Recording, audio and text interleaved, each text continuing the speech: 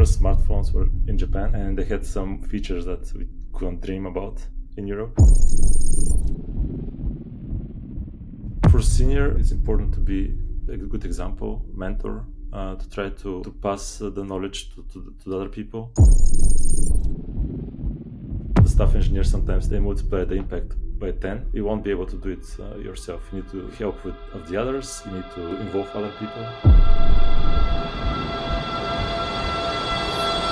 Hello everyone, welcome to the Otaku channel. I'm Ali, and today we have another talk with one of the software developer I know very well, and he's Kamen, and hope we have a informative conversation and you will find it helpful. Yeah, let's start.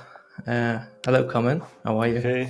Okay, good. Thanks for having me. Could you, just to start our conversation, introduce yourself? Sure, yeah. So I'm originally came from Bulgaria. I studied there my bachelor degree in Sofia University, and then later on came to Austria for master's, and I stayed since then. So basically almost since 2008 I'm in Austria. Basically I started working still in university when I was back in Sofia. So back then there was Android was not yet a thing, so it didn't exist yet. So but still I worked on a lot of mobile projects even before Android. So there was Java AME back then, which is a cool platform, Java based for a very low end devices, which were back then the only device on the market. And I had the chance actually to work also with the Japanese market back then, which is had Brew as an operating system, and it was much more advanced than what we had in Europe.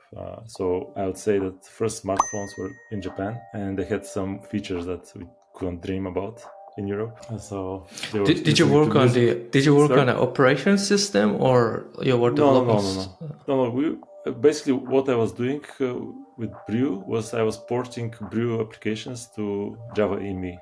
So basically we're receiving or the other way around. So either we're receiving the Java EME application and we had to translate it to Brew, which was like a much more advanced operating system, and it was Objective C++ based, so it was not even Objective. So it was we had to build some automatic conversion, but there was a lot of manual work as well involved. Yeah, basically the phones were much more advanced than what we had in Europe.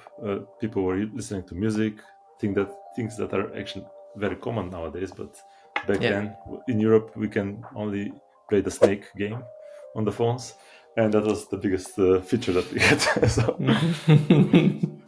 Interesting. It was interesting times. Basically, I remember when these phones were arriving in Bulgaria, on the border, they were stopped by the police because they didn't know what this is at all, like very advanced technology. So we had to go to the border police to kind of unlock this device, so to be able to test on something. It was interesting times. So basically that's when I started with mobile development in the early days, like 2005, I think.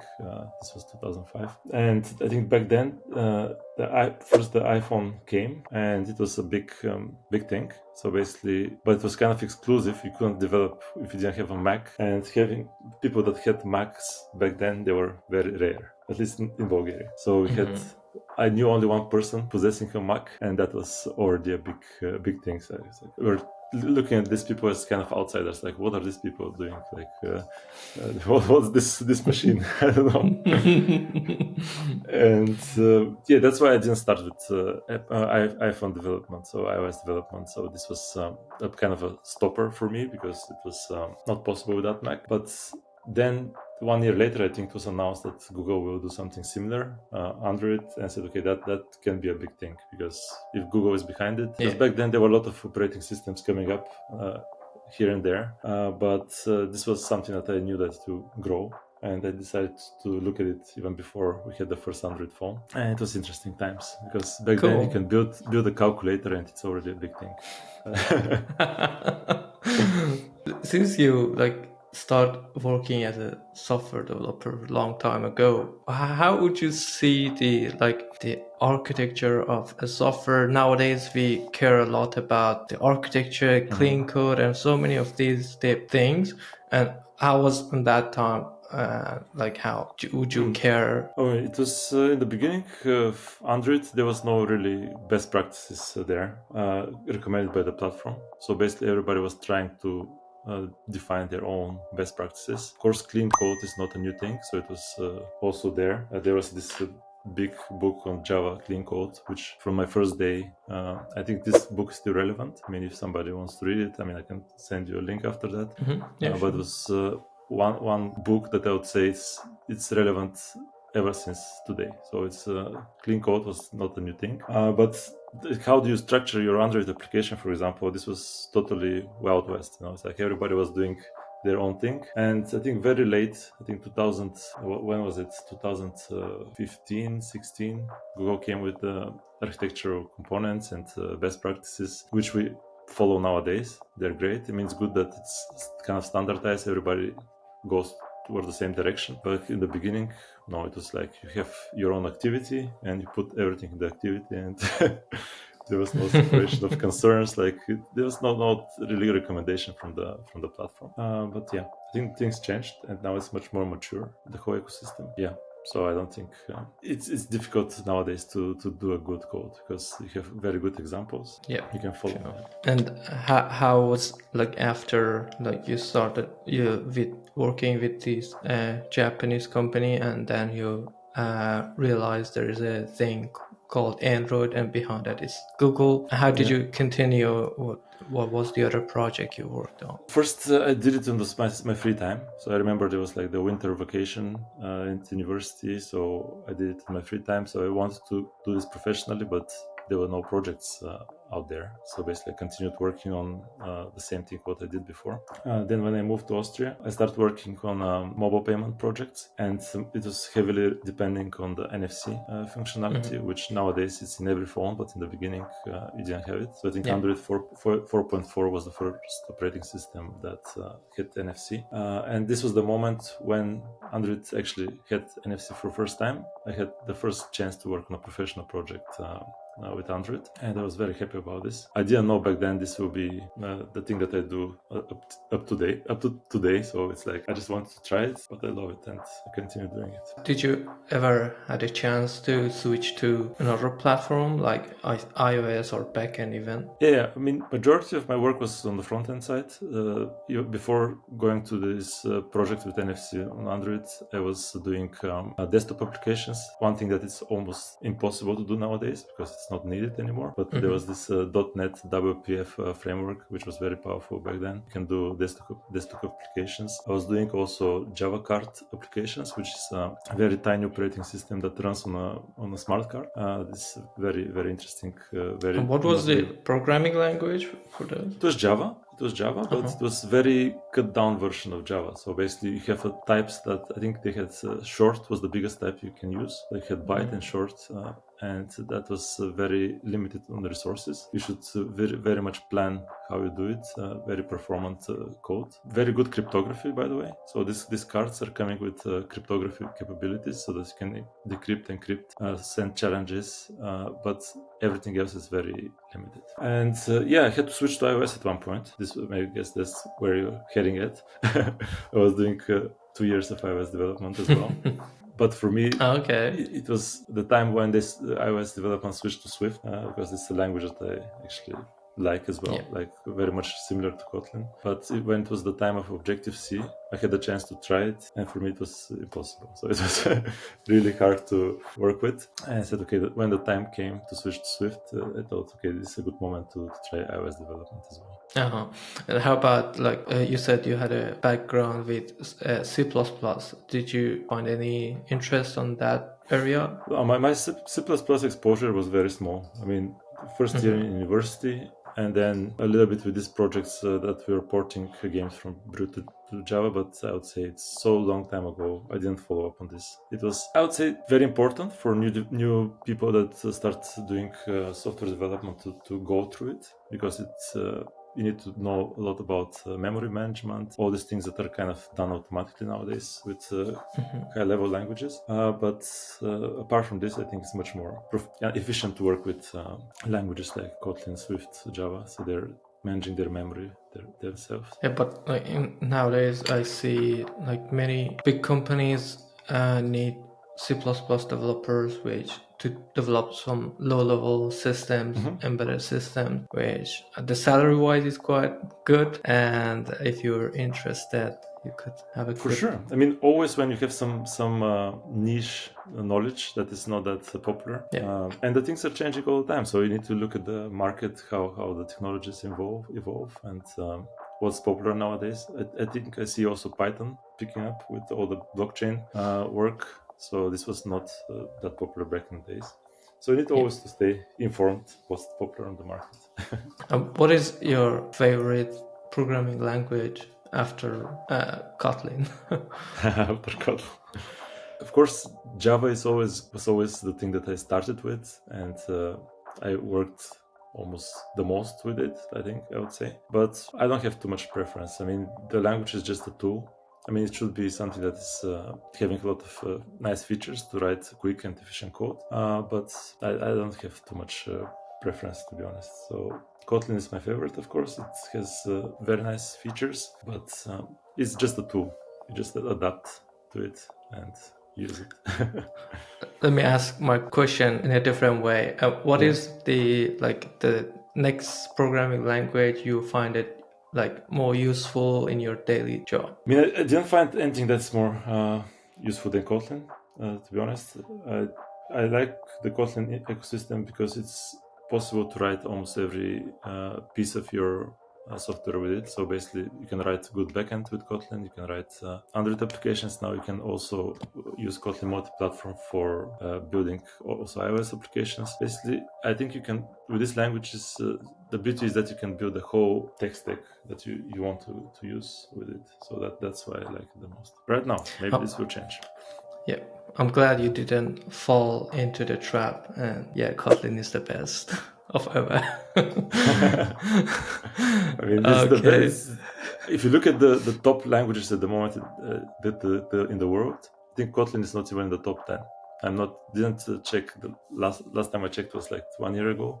From the most used languages, I think Kotlin is not even in the top 10. So there are much more languages that are maybe more useful. It evolved so fast in last decade. It like added so many features and it's very developer friendly and they have a very open community and they discuss openly with all the features they have, which make it really right choice for developers. Absolutely. Next topic I would like to talk a little bit is about your career and how you proceed till now. Like before, if we talk about like last few years, how did you get to senior position and what difficulty and what challenges you face in that time? Yeah, so it really depends on the career points. It really depends on the company the size you are and the company type you are.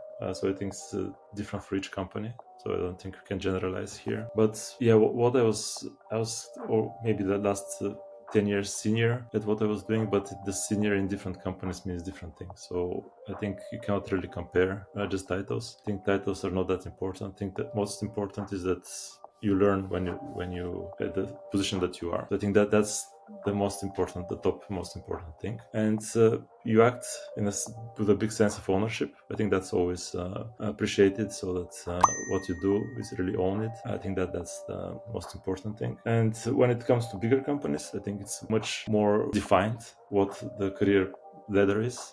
Most of the companies that I was in, this was not so important. So basically, you do your job and you proceed, but it's not well defined. In the big companies, then you have career ladder. There's a clear steps what you need to achieve to get to the next level. But I would say to get to the next level, I think you need to act already like this when you are, no matter which position you are, you need to act like with more responsibility, to be senior, like in this way. So I'm not sure what exactly would like to hear, but maybe you can point me to. One thing you like said was very interesting is like we can't really say what is senior developer, but I would say like what is a good developer. Like a good example you said was taking the ownership of what you're doing. This is very important and it's very showcase you and like show the quality of your work. Is there any other like characteristic you would say next to this ownership? I mean, for example, for senior, depending on what colleagues do you have around you, it's important to be a good example, mentor, to try to pass the knowledge to the other people.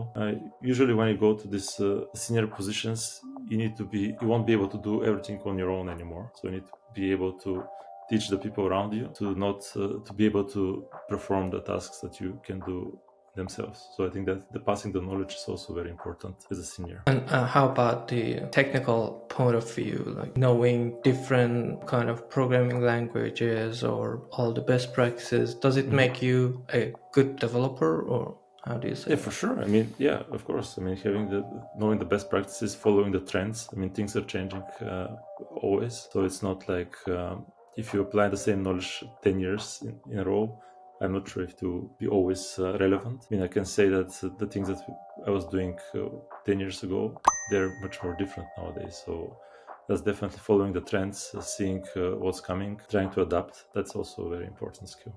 Of course, yeah. And like sometimes I see like some of developers do their only day-to-day job and they do their task. It's come back to the ownership, but it is also related to being like a challenging, and you would like to solve problems. It's one of the characteristic of any software developer. But I think if you want to be good at software development, you need to be like welcome any kind of these challenges you face, and you should not afraid to see I don't know what to sure. solve, how to solve that. Yeah, also the part of growing as a developer, as a person, is also taking feedback.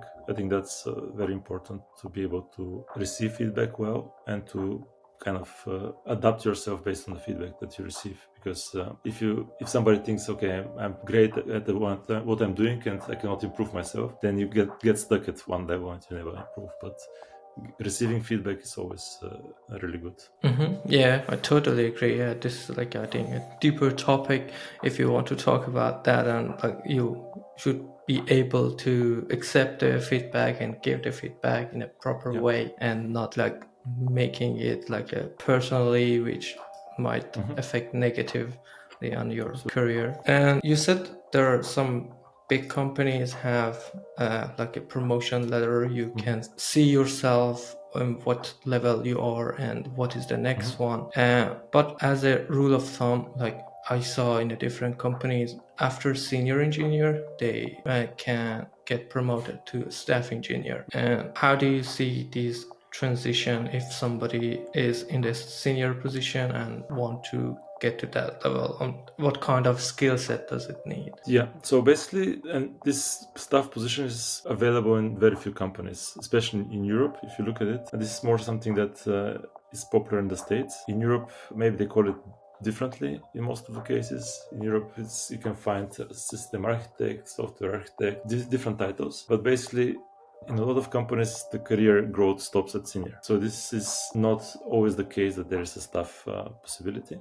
But if you find such company that there's a need for that, of course, that's great. The transition is not as easy as from medium to senior. I mean, this kind of changes completely your way of working. And I think even though when I was doing the transition, I knew about all these possible difficulties, but just knowing it doesn't help. I mean, you need to kind of live through it. So for one example is that when you're a senior, you try to put your hands on the problem and solve it yourself. But this doesn't help you very much in the staff position, because to be successful in staff position, you need to be able to delegate more. You should not try to solve everything yourself, because then you cannot solve big problems. So then you can kind of limit it to what you can do yourself. But in staff position, you need to be able to delegate to more plan stuff, architect solutions, but not too much develop them yourself. I mean, of course, there are topics that you can also contribute with code. That's always the case and possibility. But if you start doing everything yourself, then your impact will be limited. So you won't be able to achieve this expected impact. That is more like, they call the staff engineers sometimes 10, how they call it, multipliers. They multiply the impact by 10. You won't be able to do it yourself. You need to help of the others. You need to be able to also involve other people. So that's, I think, the difference. Cool. I would like to ask a silly questions, and that's this. And like you're in you say a senior position, and when is the right time you say I am capable and have this skill set to apply for a staff engineer? And what should I see in myself, like as a developer? Yeah, I can be a staff engineer, and like you said that you knew what challenges you're gonna face, but that's at least good to know what is staff engineering. You have a little bit of understanding about that, then you can have some expectation. I mean, first of all, you need to know what kind of needs a company have, because from what I hear from different companies, different staff engineers, it is absolutely different for each company. So it could be that they need somebody that's more like very expert on one topic, or they might need somebody that have very broad knowledge of the whole product, so you can make build the bridges between the different solutions. So for that, and you need to find somebody that sponsors you. So basically, somebody that believes in you, and somebody that can propose you to get into these directions to support your case. So they're different. So it's very different. So I cannot like say one example.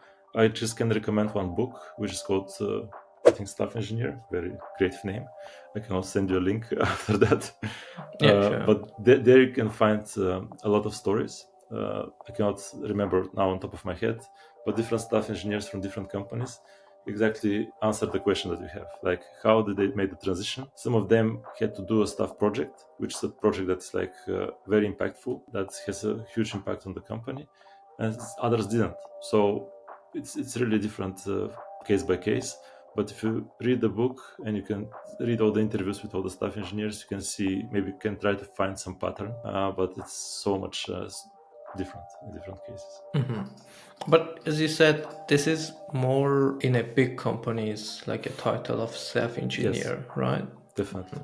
So I was working maybe 5-6 different companies before that. There was no staff engineer, for example, or principal. So basically, staff and principal are the levels above senior that you don't find that much. And maybe it's also a European thing, that it's not that common in the American companies, which are also much bigger in general. You can find this separation. About the challenges you just mentioned, could you give us some of the examples? What do they look like? To be successful, I think in staff position, you need to not be that much focused on one area of expertise.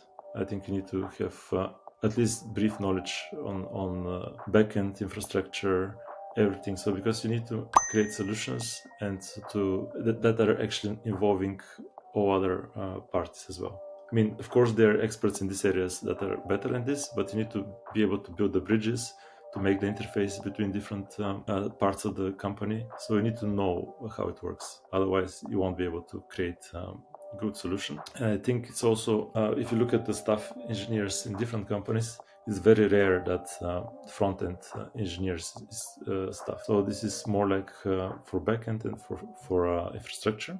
It's much easier. So you need to also have this in mind, that the staff role is not always available for front-end engineers. And this is a great skill you said about like having a knowledge about the whole software. Like even you are a backend developer or a front-end developer, you need to understand what is backend, what is front-end, what is the whole system, how is the life cycle, and how you gain like such a experience. I don't think it's something like a book you could read and understand. I mean, for sure you can, if you want to get deep into backend, there are plenty of books that you can read, and you can start from the beginning. But I think the other way to go for it is to be involved more in the discussions, and especially it's the knowledge that is specific for the company you work for is important. Because if you just learn backend development, okay, that's very generic.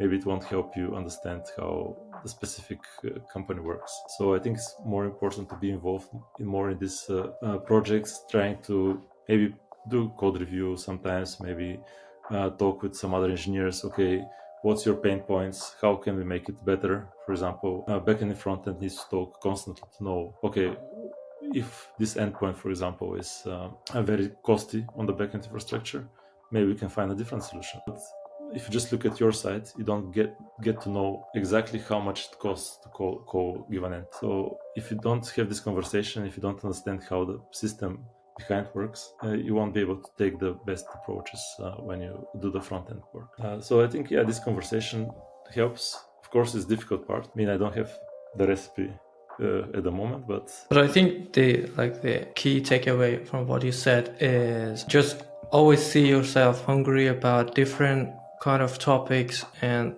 even like, I'm an Android developer, I don't necessarily need to stay in my lane. I can go look at the backend documentation, ask some questions from backend developers and even other platforms, which like give you a better perspective how do they work, and like eventually at some point you gain a good understanding about whole software, and then you can be involved in more discussions, and you can at the end get to like a better position, a higher position, making more important decisions. Actually, one thing that you mentioned made me remember when you asked me to compare how it was back in the days versus now. So 20 years ago, 15 years ago, there was not such big differentiation between your Android, iOS, mobile, backend. So that was not your software developer. So that's it. So you need to be able to do everything. Later, I think it became more like specialized. Everybody has his own domain, very, very specialized into it. But back then, you just like write, you know how to write code, you know, basically the languages. Okay, now you need to know the frameworks that are used. But in general, this changed quite a lot since 15 years ago. I was working on projects like today in the morning, I work on a front-end project. Then after this, in a Java card project, and I was just switching like this without need to do anything special. Like I think that's the key difference at the moment. Yeah, I think it's important for those who just started software development, like junior developers, they have to have this kind of mindset. Okay, you started as for example, Android developer, you don't need to stay in that line. Don't afraid to look at the backend development, or just write some code to develop a backend service and see. It's not nowadays, it's not that difficult. You just need to look at the documentation and build a service and run the server and connect it to front end. I mean, starting from these baby steps help you to be more active when you get into a company. Absolutely. Yeah, so that's well said. Yep, a little bit different topics, and how you keep yourself up to date about technology, about like in general software development. A few years ago, I was reading a lot of Medium posts. I think that's very a good source of information. A lot of very nice articles. I'm following Google I/O, WWDC for Apple stuff. So I think that these are the sources I'm actually looking at, and a lot of podcasts. I mean, I can recommend a couple of podcasts, but they're much more different topics. Like there was Diary of CEO. I think that's the one that I like the most. It's not software development specific, but in general they invite a lot of CEOs from different companies, follow their path and career, or their different topics about health. I mean, it's a very interesting podcast. Can kind of give you a lot of ideas how the world develops, especially also AI topics. Now new trend. Yeah, that's cool. Yeah, if you could share the links, would be nice, and I could put them in the description for our audience. They can have a look. For sure. And we are about to getting to end of our conversation, but before that, could you like give those people who are watching this video any advice like to grow in their software development career? Follow the trends. I mean, nowadays, if I need to advise somebody that starts now, I'm not sure if I gonna recommend Android or native development in general, because we see how much cross-platform development evolved in the time, and everybody's like cost efficient. And it's much cheaper to do cross-platform development. So different skill sets are important to obtain. So don't focus only on one area, because this might change. I think this adaptability is very important. Yeah, so I think that's the most important, because now you can see also AI coming. There are a lot of things that can be automated. So I'm not sure if you can try to catch up with the speed the intelligence develops. So I think we'll be lacking behind what we can do compared to the AI. No matter how fast we try to run, it's a race that it's kind of hard to win. Great, thank you. And as a last question, what do you do usually in your spare time to relax? I like sports. I mean, running in the morning is the best way to start your day. I mean, I definitely recommend for everybody, just like half an hour. I don't do it every day. I would like to do it every day, but and I'm doing basketball as much as I can. Nice. Good to know. And for the last part of our conversation, I would like to do a game. I call it rapid fire, and you just answered very shortly. Okay. Kotlin or Java? Kotlin. Compose or XML? Compose. Your favorite Android library? Retrofit. Okay. Good choice. Dark mode or light mode? Light. Interesting. Coffee or tea? None, but tea. I think I knew the answer. Okay. You prefer work from home or office? Depends. Really depends. Depends. Yeah, sometimes you feel like to go to office, sometimes you want to stay. No, I had the chance to work from the office and from home in different times of my career. I prefer different. I had different choices, so it depends on your family situation and about a lot of things. So, but I like the flexibility. Let's say the possibility to work from home is great. Yeah. Bug fixing or feature development? Bug fixing. Okay.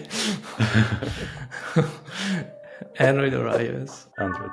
KMP or Flutter? KMP. Good choice. Cool. Thank you, Kamen, for this call. It was very interesting, informative, even for me, and I really like to talk with you. And every day I learn something new from you, and yeah, hope it's the same for our audience from the Otaku channel. Thank you everyone for staying till the end of this video and our conversation. I hope you found it useful, and don't forget to subscribe and like the video if you enjoyed it. And yeah, that's it. Any closing note? Comment? Thank you for having me. That was great. It was interesting. My first experience as such interview, so it's something new for me as well. So I learned a lot. So thank you for having me. Thank you very much. Okay, have a nice day, everyone. Bye.